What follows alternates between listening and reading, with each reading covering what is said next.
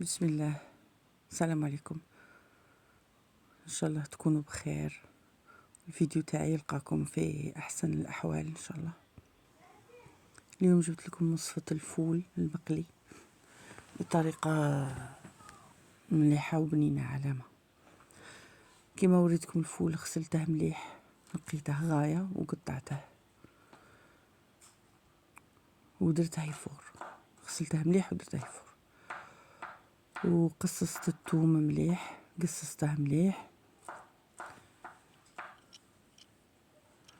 ودرت حبة بصلة تاني قصيتها مربعات. هكا نبغي نديرها هكا باش يطلق الريحة تاعها.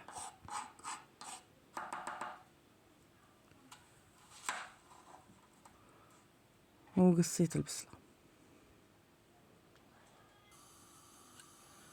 درت مقلة درت فيها شوية زيت، اللي عنده زيت الزيتون من الأحسن باش يجي صحي. عندي فكرة تاع حشا ولا هكا حاجة خفيفة، حشا ولا فطور. درت البصلة تقلى حتى تكرمل، انا نبغي نقليها مليح باش تقعد الريحة تاعها شابة. هاكا حمرتها مليح، من بعد لزيتها على جهة ودرت الثوم. كون ندير الثوم في الاول ريحته تروح، درتها مع التالي. من فار الفول فار مليح، زدت درتها يتقلى.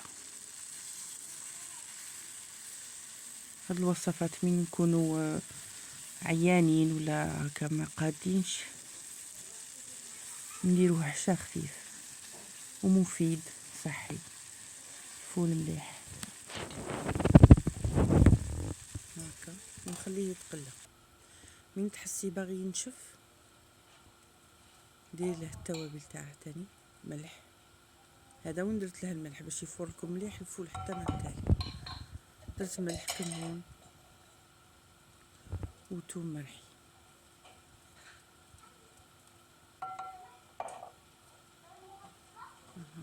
وحركته من تحسيه نشف صاي نشف وبدا يتلصق من تحت، نديرو له الماء.